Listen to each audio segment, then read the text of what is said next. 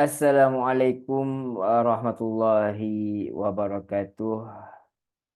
Alhamdulillahi rabbil alamin. Wassalatu wassalamu ala asyrafil anbiya'i wal mursalin wa ala alihi wa sahbihi ajma'in. Amma ba'd. Alhamdulillah, apa khabar tuan-tuan, puan-puan, muslimin, muslimat yang dirahmati Allah. Kita dah masuk ke podcast Ramadan episod yang ke-14. Alhamdulillah.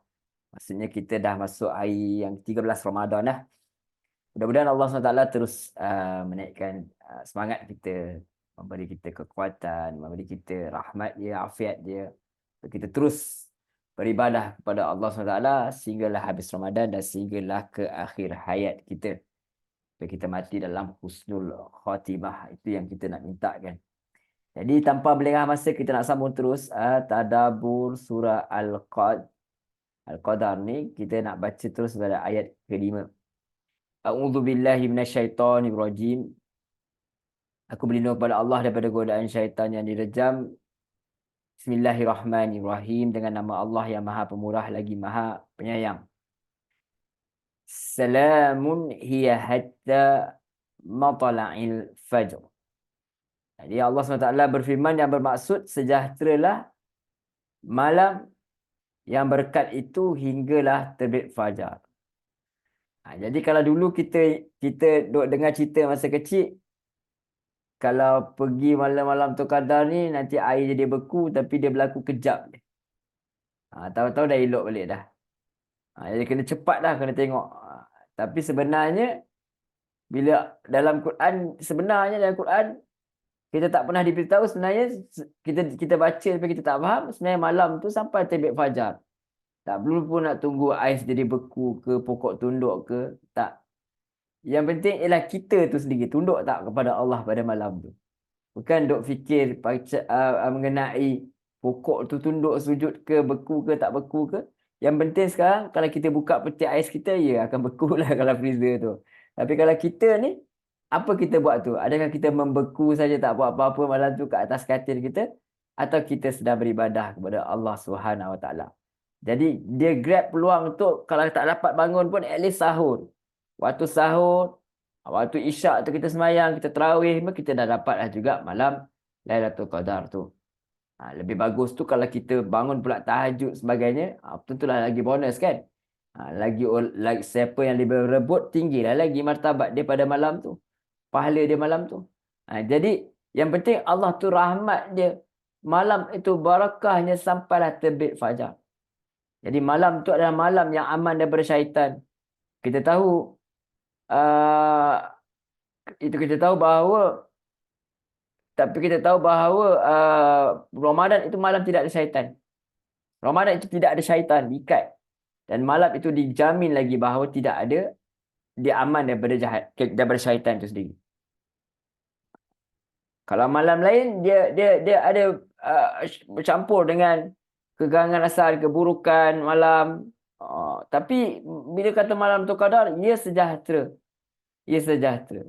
Cuma manusia itu sendiri yang ada yang berbuat jahat pada malam itu, bukan kerana malam itu tidak sejahtera, tapi manusia itu sendiri yang tidak sejahtera lagi sifat dia sebagai manusia, insan.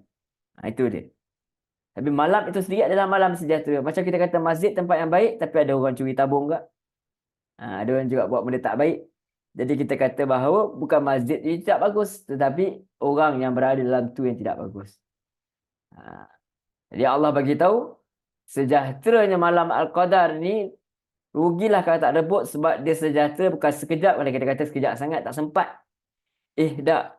Di satu malam sampailah terbit fajar. Time sahur tu pun masih lagi kira malam. Barakah malam Qadar itu ada. Malam Qadar itu ada. Maksudnya pada malaikat ni dia bagi salam. Daripada waktu malam tu sampailah terbit fajar. Dibagi pada orang Islam yang melakukan ibadah, sama ada ibadah di masjid ataupun di rumah. Begitulah, siapa saja yang ada istighfar, yang ingat, yang memikirkan tentang Allah SWT, yang memikirkan tentang akhirat, dia itu ada. Yang penting ada. Yang paling bagus ialah ia itikaf di masjid lah. Itu yang paling bagus. Tapi ada orang terpaksa bekerja, ada orang tak mampu nak bangun malam. duduk itikaf sebab besok nak hantar anak ke sekolah dan sebagainya. Jadi yang penting ada. Yang penting ada yang sesuatu yang dia lakukan kerana Allah Subhanahu Wa Taala, maka Allah akan bagi dia sesuatu yang elok lah. Dia mendapat salam daripada para malaikat. Itu sebenarnya yang perlu kita fikirkan. Jangan kita rugikan begitu saja. Jangan kita rugikan begitu saja, sebab Allah SWT itu ada rahmat yang dia berikan kepada orang yang grab apa yang di-offer oleh Allah Subhanahu Wa Taala.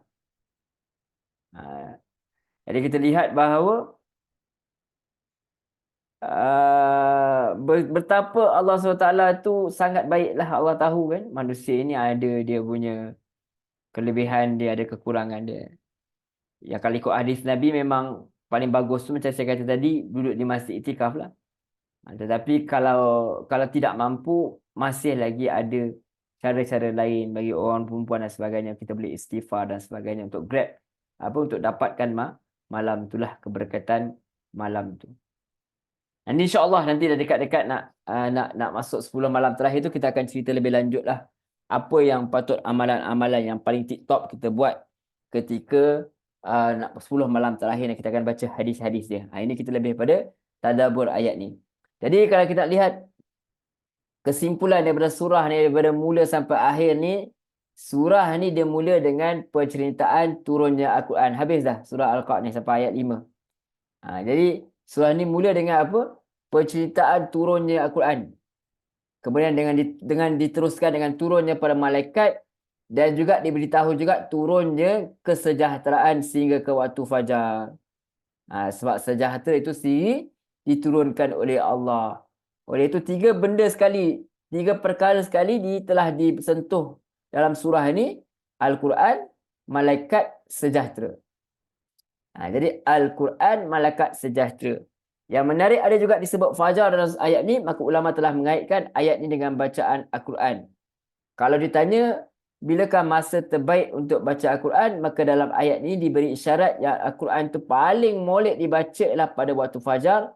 Ini dikuatkan dengan dalil dalam ayat Isra ayat 78, Inna Qur'anal fajri kana mashhura. Sesungguhnya bacaan Al-Quran waktu subuh itu disaksikan. Ada yang mengatakan bahawa bacaan subuh ni adalah bacaan ketika solat subuh tu sendiri. Wallahu a'lam. Sebab tu kita digalakkan panjang baca ayat solat subuh tu waktu ketika itu. Wallahu a'lam. Tapi yang kita kata itulah, ada kaitannya antara turunnya malaikat, turunnya Al-Quran, dan turun juga kesejahteraan itu sendiri. Jadi jumhur ulama dia kata surah ni diturunkan di Mekah. Kita dah baca bagaimana Allah cerita kelebihan beribadah pada malam Qadar ini. Jadi kenapa ayat-ayat menceritakan kelebihan ibadah itu disampaikan kepada puak musyrikin Mekah yang tak percaya kepada tauhid dan ibadah hanya kepada Allah? Kenapa pula begitu? Seolah-olah mereka tak mendapat manfaat pula daripada ayat ini kerana mereka pun tak beribadah, mereka pun tak kisah, mereka pun tak ambil tahu, mereka pun tak buat apa. Jawapannya ada perkara penting yang Allah nak sampaikan. Dalam surah Al-Alaq diceritakan bagaimana Rasulullah tu diserang oleh Abu Jahal. Akhir sekalian surah itu Allah beritahu jangan kisah kepada perbuatan Abu Jahal tu. Jadi Nabi disuruh untuk terus dakwah. Jangan hiraukan tentangan daripada penentang. Dalam dakwah ni tuan-tuan puan-puan, kita ni bukan salesman. Kita salesman ni kita kalau boleh nak ambil hati orang. Tetapi dalam kita berdakwah ni kita bukan nak ambil hati orang. Kalau tak ada pembeli pun tak ada masalah. Yang penting kita sampaikan. Jadi Rasulullah tu dia rasa macam mana? Baginda harap sangat supaya umat baginda ni mahu dengar dakwah baginda. Mahu beriman. Sebab baginda sangat risau tentang keselamatan mereka. Jadi baginda ni betul-betul bersungguh-sungguh mengajar. Dia susah hati kalau orang tak mau beriman. Begitu. Jadi Allah nak bagi tahu yang baginda sebenarnya berada di atas jalan yang benar. Baginda pun terus berusaha untuk menyampaikan dakwah. Jadi Allah nak bagi tahu kalau mereka yang tak terima, mereka rugi. So kerana kelebihan yang Allah bagikan adalah banyak, seperti mana yang sebut dalam surah Al-Qadar ni. Kalau mereka tak mau terima, mereka rugi bukan Rasulullah. So Allah datangkan surah ni walaupun orang tak terima.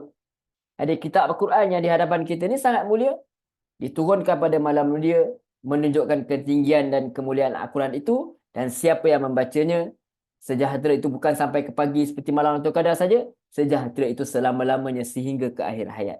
Itu kita kata, kalau kita ambil Al-Quran ini turun pada malam yang penuh kesejahteraan, dan kalau kita ambil Al-Quran ini, maksudnya kita akan mendapat kesejahteraan di dunia dan di akhirat. Itu lebih penting sebenarnya mesej yang hendak disampaikan.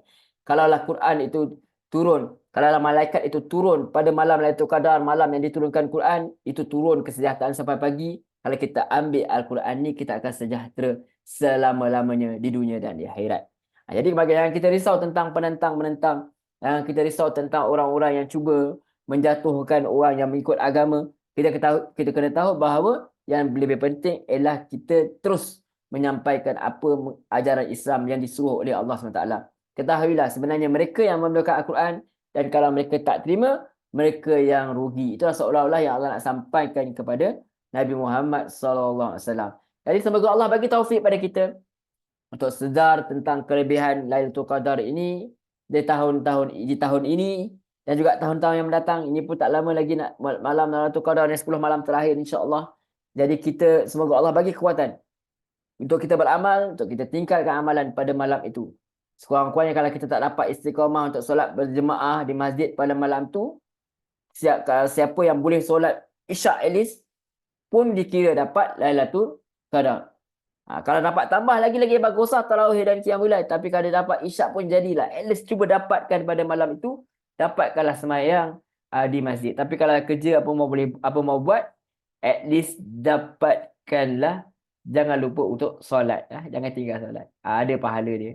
Ada pahala bagaimana pun. Bacalah Quran sedikit sebanyak.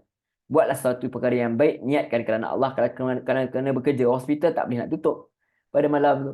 Jadi kita katakan bahawa kerjalah dan niatkan kerana Allah SWT. Jadi semoga Allah bagi kepada kita ni kecintaan kepada Al-Quran, dan bagi kekuatan dan taufik kepada kita untuk mengamalkannya. Dan kalau di akhir surah Al-Alaq kita dapat lihat Allah suruh kita dekatkan diri dengannya. Dalam surah Al-Qadar ni kita dapat tahu bagaimana nak kita dekatkan diri kepada Allah SWT. Dan Allah bagi tahu ada sebenarnya ruang untuk mendekatkan diri kepada Allah SWT. Jadi kedua-dua surah Al-Alaq dan surah Al-Qadar tekankan tentang Al-Quran. Dan surah Al-Qadar ni bagi tahu kita yang membaca Al-Quran di malam hari dan di waktu subuh lah antara malam yang paling baik. Maka kita kena ambil perhatian tentang perkara ini dan kita cuba amalkan. Dan tentu saja kalau kita tak mampu nak buat pada waktu tersebut, buatlah waktu mana pun, asalkan kita cuba memperolehi rahmat, kesejahteraan daripada Allah SWT.